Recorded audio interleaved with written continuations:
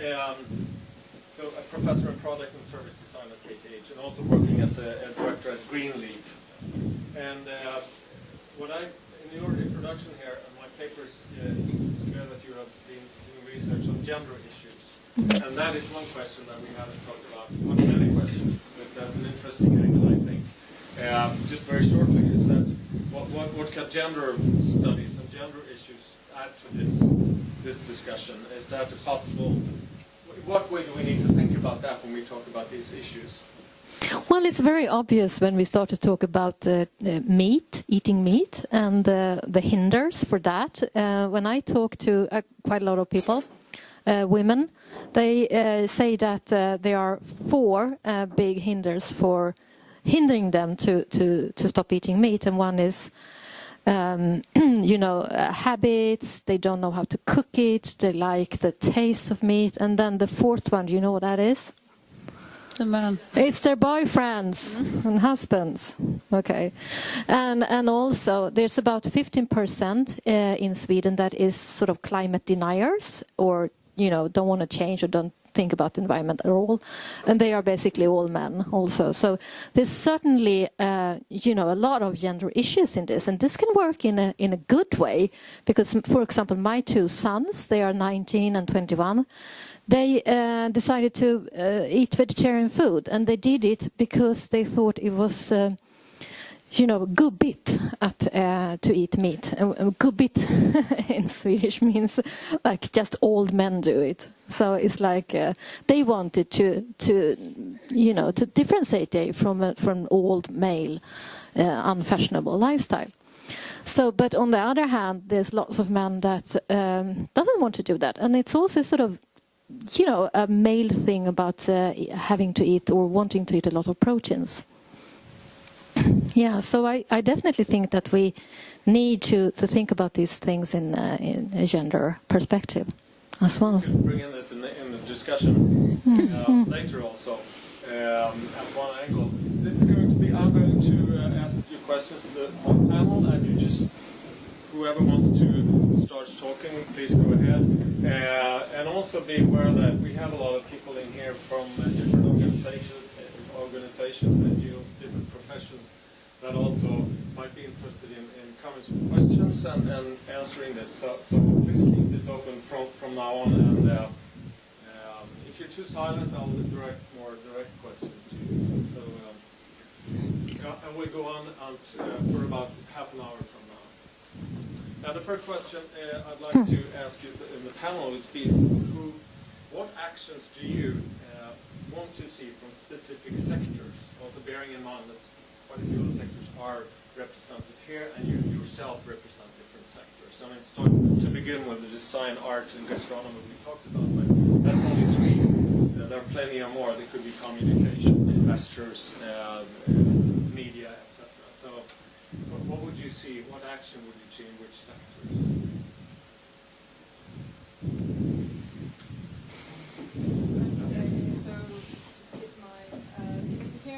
I think from your research, I think that in terms of funding, there's a lot of great ideas circulating, but I think there's a genuine interest by many people to establish collaborations, but if the funding doesn't foster or doesn't allow for those collaborations to happen, it can make it very difficult to work together. So I think that having funds which are available for including different partners from the arts, from gastronomy, I think that would really improve the kind of things, the scale of what we can do. Funding agents are important. Anyone else? I can just agree as an artist then. It's interesting, I mean, just open up the cross-disciplinary possibility to work with the researcher as an artist and so. Well, I think that everybody needs to do whatever they can, and certainly to work together. And it's also a question of the information that you hear that supports your habits is sort of something that sticks to you. But whether you hear something new, then it just slips away. it was quite interesting this autumn because I was doing interviews, and at one stage there was an article by SLU about, and the headline of this article it was organic farming, the road to starvation. Okay, so this was in the papers, and everybody I interviewed referred to this article. You know, like organic farming was really bad. So that's something, if you read something that sort of supports your sort of, you know, criticism or kind of, then you remember it, but you don't remember all the, you know, the 90% that doesn't do it. So it's, yeah, that's just, you know, to show how difficult it is to get through. So you mean media is one very powerful tool? Extremely powerful, but this was actually research, you know, but it wasn't like everybody at SLU thinks that. It was 4 researchers. But this is very funny because I mean there's a few people at SLU that has this view on things, and it's very simplistic and yeah. Wrong. And then when I think 3,000 researchers or something at SLU, so there's lots of us. But it's funny because when I go somewhere, because I'm also working for the Center for Organic Production and Consumption at SLU.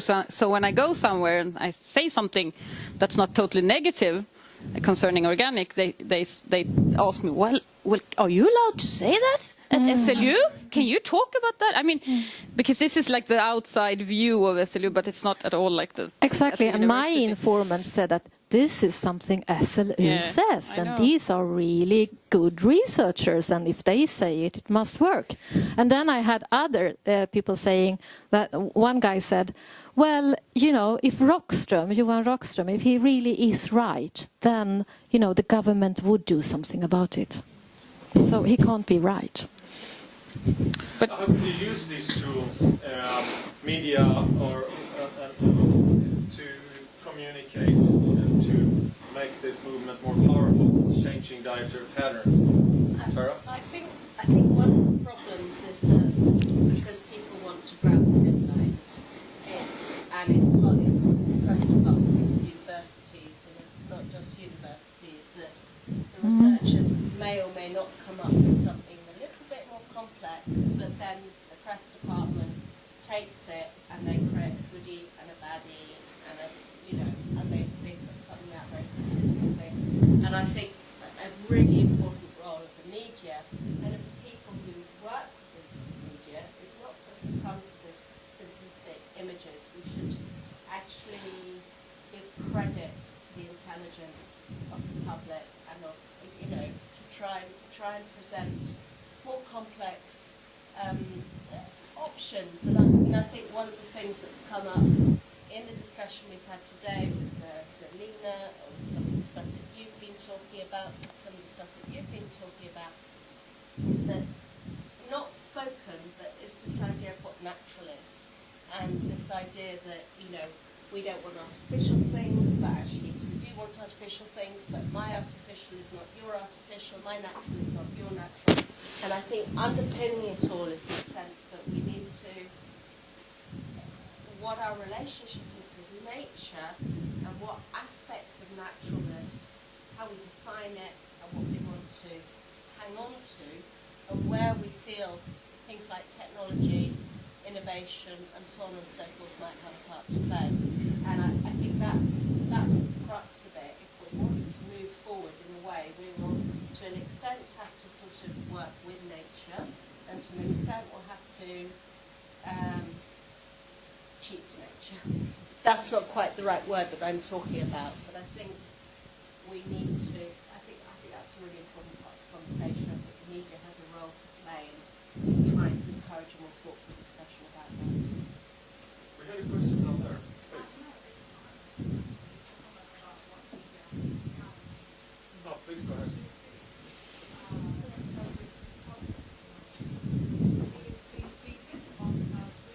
Hang on, it's a microphone coming. Sorry.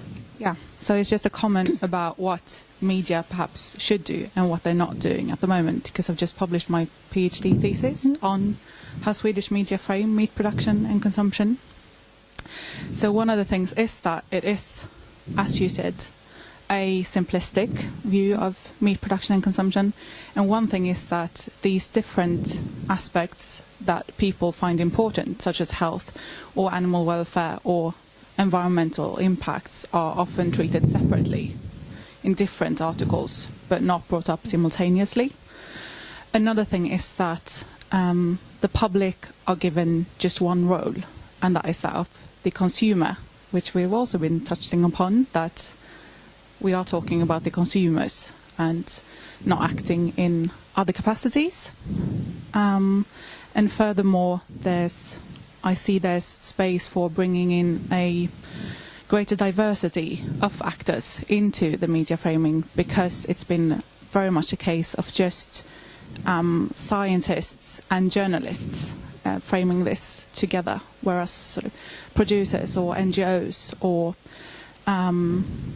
the public themselves are missing from the discussion, and retailers, restaurants, etc. It's a very good comment. Anyone here would like to reflect on that? Yes.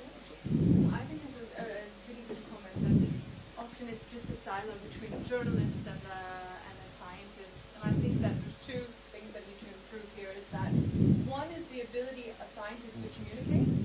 And I think that in some capacities this is changing. For example, University of Copenhagen, we're now being trained as PhD students on how to communicate our research in a clear way. And so as we advance through our careers, we're actually better at doing that than maybe some of our predecessors.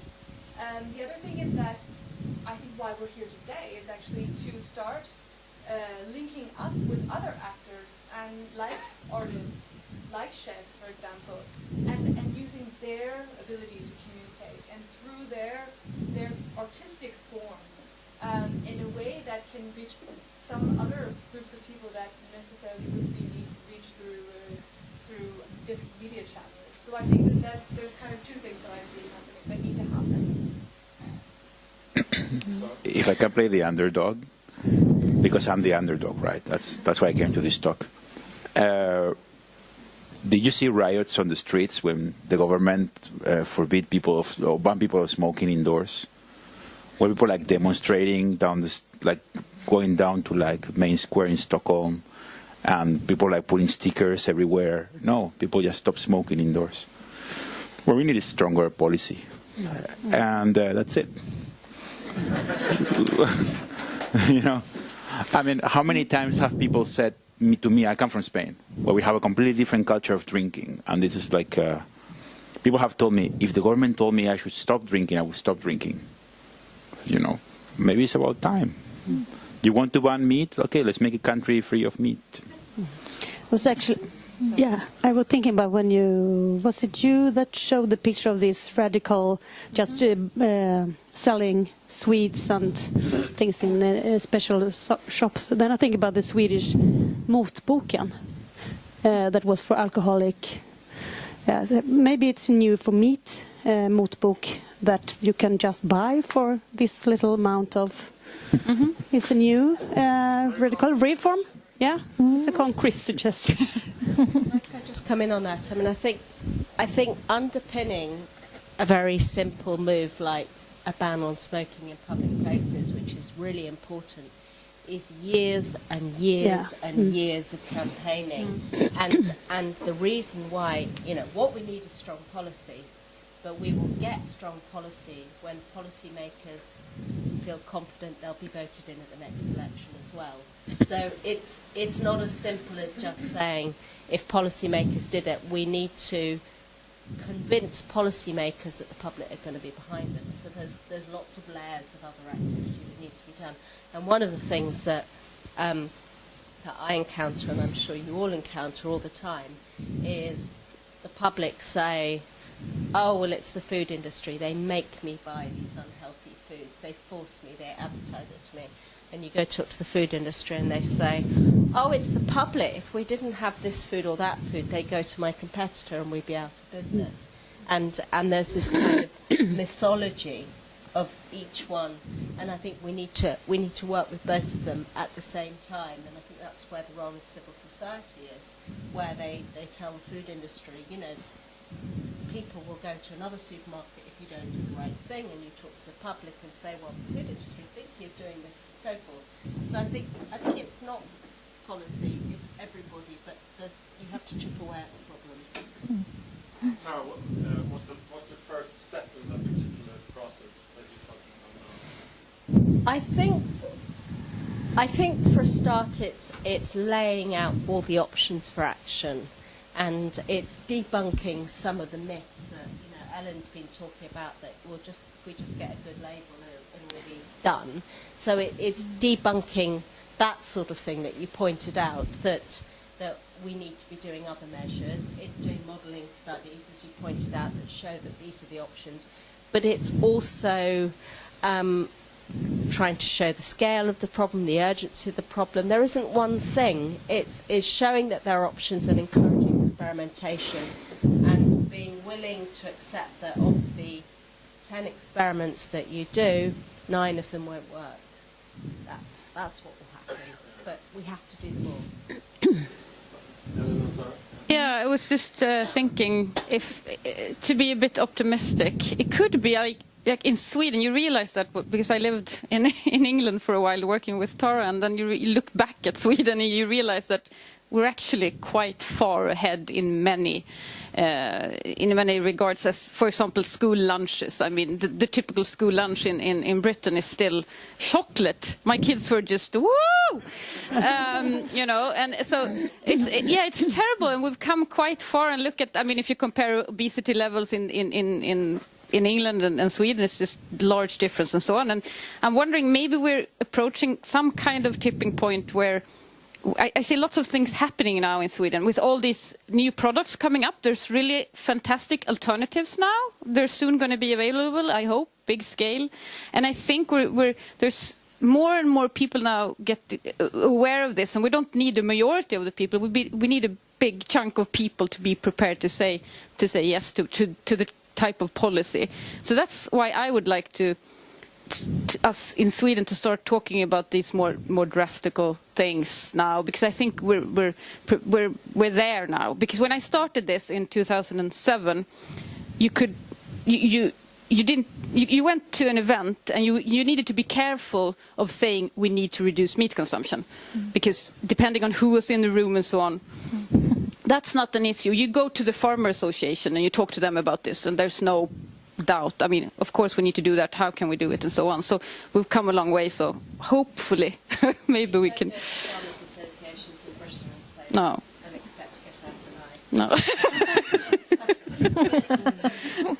It is in that I remember being walked out on when I started this in about 2005. Actually, they walked out on me, and now you know, everyone knows it's an issue. They may not agree.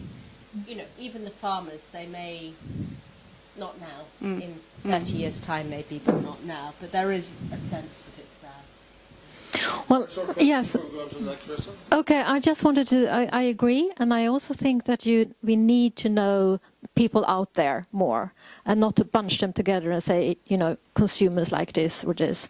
But people are really very different, and we're having a big research project now called Sustainable Lifestyle, where we're looking at different values and how that affects people's drivers and barriers for choosing sustainability.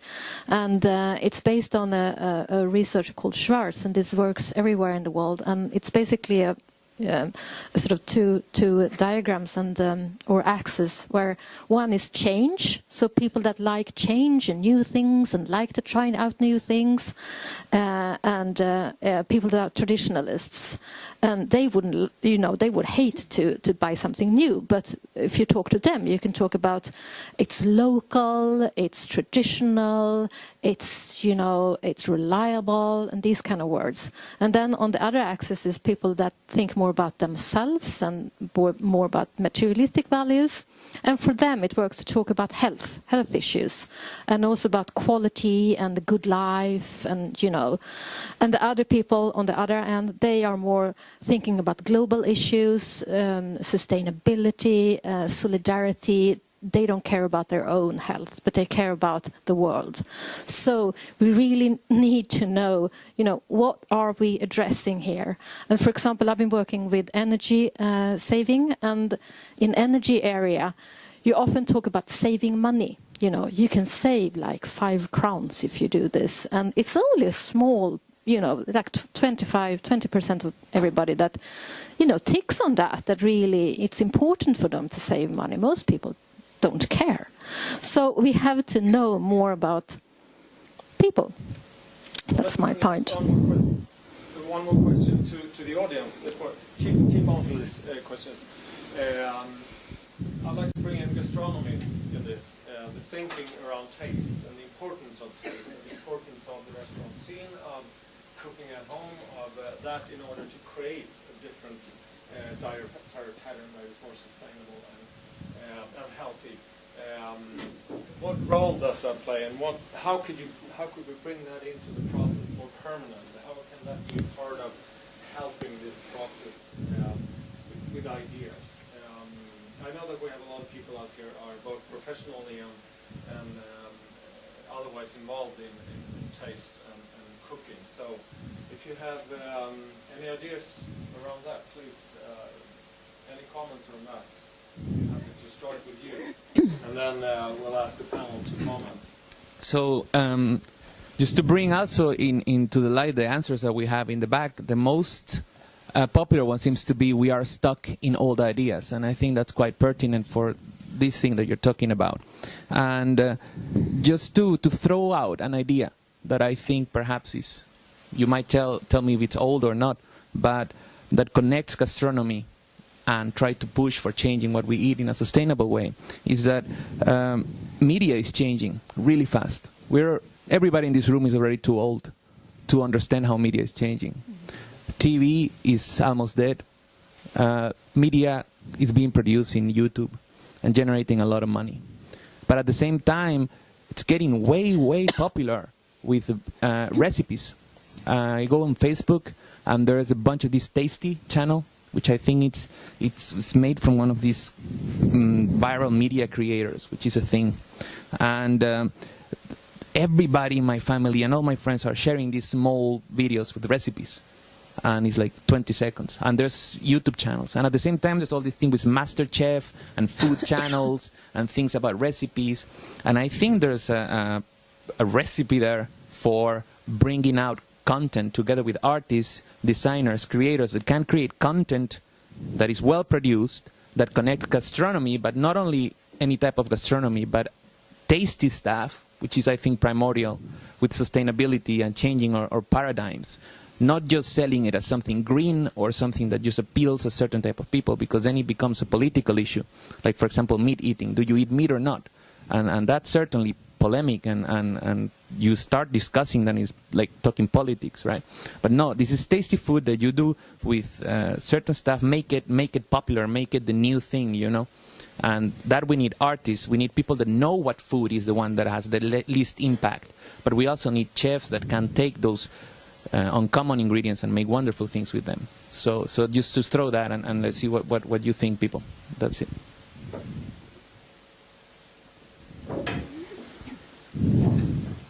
Any comment on that from you or from you? I would have one comment, which is that there are chefs, for example, in the UK, who are incredibly well-meaning, celebrity chefs, I'm not going to name them, who really want to do the right thing environmentally, and they'll talk about eating more plants, and then they'll say, take a head of garlic and put it in the oven for an hour to soften. And we need to, you said that I was saying it's all about consumption. It's not all about consumption. It's all about everything, and it's about being joined up, and we need to think about how things are produced and how things are cooked and the environmental impacts of that, as well as the ingredients that constitute the meal. So I think there needs to be more literacy, and I think also the food thing needs to be situated in a bigger overall framing about alternative and reduced consumption across the board, because I, personally speaking, know lots of people who really focus on food, but other aspects of their life are completely not joined up. So I think there's a real need for the food movement to link in with other aspects of our energy using lives. Did you have a question? Sorry, Gun Rudqvist, Baltic Sea Centre, Stockholm University. My comment and question might bring us back a bit to policy issues. Sorry about that, since you moved on to gastronomy, really. But anyway, I love the fact that you're bringing in policy issues right now when you're talking, because I sort of lack the policy perspective in the afternoon a bit. Maybe that has to do with me, working a lot with policy issues. So I'd like to hear you talk a bit about how about removing policies that are actually pushing the development in the totally wrong direction? We could take the common agriculture policy subsidies for one thing, for instance, because I think we talked too little about that, getting rid of the wrong incentives. So that was one of my things that I'd like to bring on. And the other thing is, perhaps, if I may, I think that consumer power is one of the most important things, but that's only a forerunner for good legislation. I mean, look at all the NGOs in the Nordic countries and in Europe who's been pushing consumer power. But it's only as long as legislation has to step in. And then the consumer power should move on to a new issue, to a new area. So we can't put it all on the consumer. It's not possible, really. Two very good questions. I think, what you're bringing up with these policies that go in the wrong direction, I guess we all just see that as a given, but maybe we forget to work with it, maybe in that. But of course, that's very necessary as well to change everything that's going in the wrong direction. But there's lots of policy you could think about that would be needed. And just speaking from a UK perspective, there's obviously most people within the environmental movement, within the food movement, have been pretty devastated by the decision we took on June the 23rd. And since most of our environmental legislation does come from Europe, but there has also been quite a concerted action, again, within the food and environmental community to say, well, since this is the way things are going, how can we formulate a new food policy for Britain that is actually really focused on sustainability and on health? So can we make the best out of something that is fairly devastating? And that's where, policy is absolutely at the forefront. I'd also like to just draw attention to the recent debate in Denmark around the use of insects for animal feed. It's very interesting because previously it was very conservative and it was seen as something that was not on the discussion table. But recently, both the red and blue blocks have basically agreed on the same thing: is that insect-based feeds would be good for the agricultural sector, but for different reasons, right? And so one could see this in different ways. It's a positive thing, perhaps, because if we localize if we localize feed production in Denmark, that could decrease the amount of soy that's being imported to support the Danish pork sector, which probably most of you know is a main driver of the agriculture sector in the country. But at the same time, it's still not addressing one of the problems, is that there needs to be a drastic decrease in the amount of pork that's consumed, not that's produced, and so I see this tricky issue here. It's great that we have this political will to make some kind of change, but at the same time, I'm a little bit concerned about what the intention is there. So I think that this idea of policy, creating policy around these kinds of issues can. It's tricky. It's tricky, and it can be based often in not so much knowledge about the topic, as we see at least from insects as feed and food. But I have this question. I'm a 42 years old single father with an 8 years old daughter. I have 2 jobs to maintain my family. My daughter goes to school where she gets to eat, and I'm just concerned about giving her breakfast and dinner. how in hell am I supposed to teach myself about anything if there is no some sort of like policy that can guide the supermarkets to sell me the right food? Because it's not like it's in my life to teach myself. I would suggest that your daughter get to know something in school. You know, that I think that the schools have an enormous potentiality in teaching new habits and new cooking habits. And she will come home and say, "Dad, I don't want to eat meat anymore. I'll have insects." And that would be beautiful. That's most likely not going to happen. My daughter loves ham. I'm the one that likes insects. But on the other hand, what I'm trying to say is like the case I'm describing, besides being my true case, is the case of a lot of people out there. Sure. And just the fact that we can be here after closing school time in a seminar discussing about something means that we are very lucky for the average Swede. It was the point that Elin made a bit earlier. Don't put too much of the burden on the individual. You can't expect the individual who's holding down 2 jobs and all the rest of it to, you know, you're doing that with the shoes you buy and the cleaning products you buy, and it's not going to happen. So there needs to be the choice architecture, as we call it in Britain, needs to change. Certain things need to be available, priced correctly, promoted correctly, sufficiently visible, replicated perhaps in schools as well, in order for you to switch from ham to insects to kids. So it needs to be an infrastructural change, basically. An infrastructural change, yeah. And also, but it's not just that, it's also about, you know, the media promoting it more, making it more available, the right facilitating, the defaults being changed. You know, again, as Elin was pointing out, I went to an event organised by the European Commission called, what was it called? Something like Sustainable Food 2030. And there was a drinks reception afterwards, and we were given little cubes of ham, little cubes of cheese, and foie gras canapé.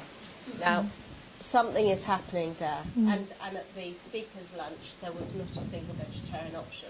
You know, that's a blatant example of somewhere where the defaults need to be changed, and the more that becomes the current norm, the more, you know, it's not one thing, it's lots of things.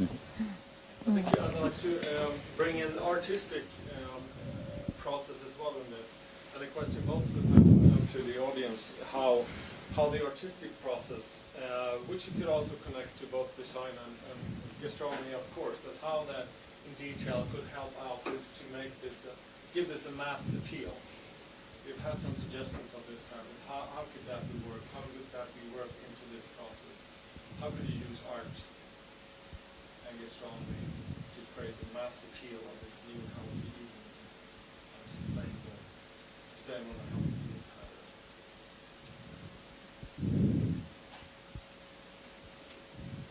Well, I think we've seen fantastic examples of that today. Lots of them. I mean, making all this creativity with food. I'd love to taste your lupin thing. I never heard of lupins. You can eat lupins. What part of the lupins are we talking about? You tasted it, yeah.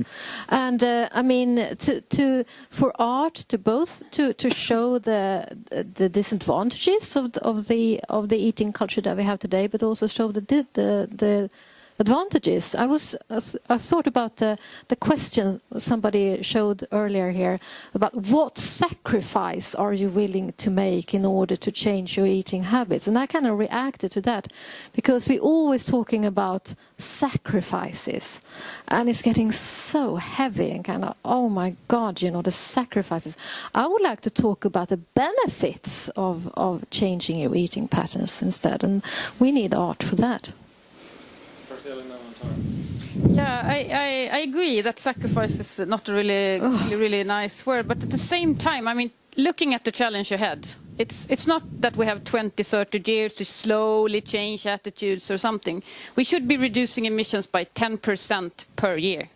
And right now, what was the latest? 1%. So we're looking at some really drastic changes. And then one thing that I think about a lot, because you often hear this debate, it must be fun to change, it must taste good and it must look good and everything. And there's lots to do there, I totally agree. But I'm also thinking, must every meal be fantastic?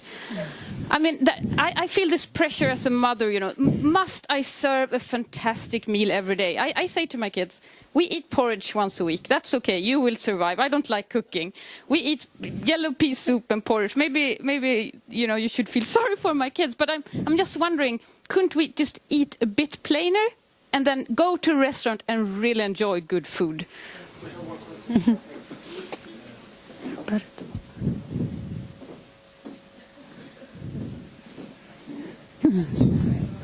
It's not a question, it's more from my point of view as a chef. Sometimes you always have to think the other way, and for me is the question is what is food, and why should we always cook it? I think the easiest way to learn people how to eat good that doesn't really know, just don't cook it. Just learn how to choose from if you just choose from fresh simplest ingredients, fresh vegetables. That's one of my most common Sunday dinner when I don't really have the energy to cook. I just put some carrots and cabbage and some easy thing on the table. And I ask my kids after the dinner, are you satisfied? And they say yes. So I think that's a perfect dinner. And I can choose from sustainable produced things. Why should you cook? Take a step back and ask, why should you cook? Short points here. We just have a few minutes left. So I think there's a real danger, and I go back to some of the points I've tried to make, that if it looks sustainable, it is sustainable. That's a dangerous way to go, that if we get kids to know and to love food, they're going to naturally want to choose the more sustainable thing, and that in an easy step leads to a sense that if it's industrialized, if it's artificial, if it's highly lab-based, then it is not sustainable. That's very dangerous because partly it may not be true, and secondly, there are many ways to get to town, if you see what I mean. That the sort of the future lab, those approaches. You know, we assume that if you understand about food, if you know how to grow it and cook it, then you will somehow make, you know, maybe not. Maybe a more mechanised approach is going to be part of the future. You know, you have kids who like to write, kids who like to type, kids who like to text. I think we should always be mindful of the different future options, and each will have the different benefits and costs. So going back to the, you know, do we assume that food is going to be delicious if it's sustainable? It may be that we'll have to eat lots of vitamin supplements. We'll all have to eat cabbages, but not the way you cook them, really nasty, and with some vitamin pills. And maybe that's the only future that we can afford. So we have to be exploring that as well. I have to, yes, before that question, I'm going to ask you to make a one-liner, each one of you, starting with Elin and stuff with Sara. A one-liner which is I wish, and that's what you wish that the audience would bring with them from here. So I wish, and then just one sentence. But first, your question. Or I can just make the point, one point related on what. Like art and gastronomy can, like, basically they can really bring up what is culture, which is actually something that has to be always at the base of sustainability. You know, like there is probably, I agree, there is a really misconcept of thinking that sustainability is always taking one direction, and it's always there is many multiple scenarios of understanding sustainability. So. Yeah, like it's really important to start from the cultural value of what the food, basically giving value to the food. Yeah. Very good, thank you. We already are a little bit over time, so please start with Elin and just I wish. Okay, then I wish that everyone in their position do as much as they can in that position. So if I'm a researcher, I'll do what I can do, and if I'm a chef, I'll do what I can do, and if I'm working in retail, I will do what I can do, and so on. And if I'm a politician, I'll try to work with policy as much as I can, and not say it's up to the consumer, it's up to the policy makers. I wish that everyone could just act from where they are and do as much as they possibly could in that position. So I wish that, and I hope that everyone in this room can basically seek out someone from a different background as themselves. So I think it's really exciting to be in this room with so many different people, and so I hope that you actively engage in seeking out people who are not in your immediate bubble, in your everyday lives and in your work. I know I certainly will. I wish you a Merry Christmas. No, seriously. What I wish we will learn how to accept the fact that technology is here to stay, and that we need to figure out ways how to use it in all the realms of life. I wish we share more and respecting both the animals and the plants and the humans, you know. I wish people would always question their own assumptions. I wish everybody took a vegan cooking class. Would make an impact. Very concrete evidence.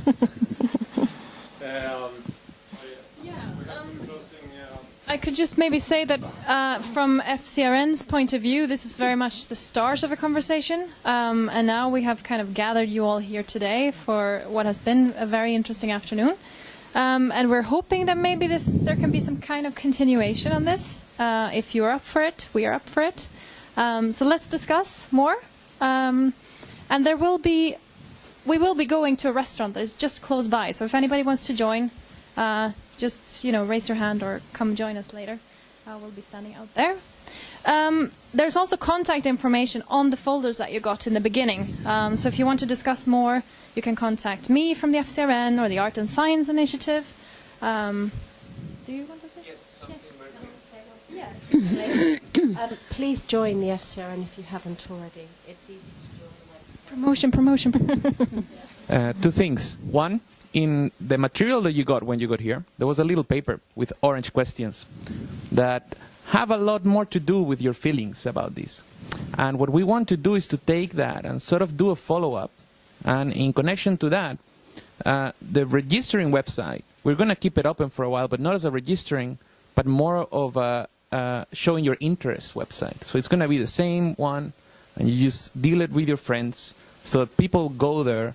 And whatever we get from your questions of the next event that is going to happen, because we're going to try to continue this further, we know where the different communities are. And then we can also focus to the different interests, because we are very different in what we do, but we are also very different in what we're interested in. So we want to identify focus groups and take this forward. So just that. And we would love if you take a moment to answer those questions and give them to us, because that gives us some direction. That's it. And just a big thank you to Per, who's been moderating this session, and to all the panelists and speakers of today. It's been really, really great to have you here. If you have any questions or something, we can stay a little bit, I think, to answer them afterwards. Thanks, everyone. Thanks for coming. Yeah.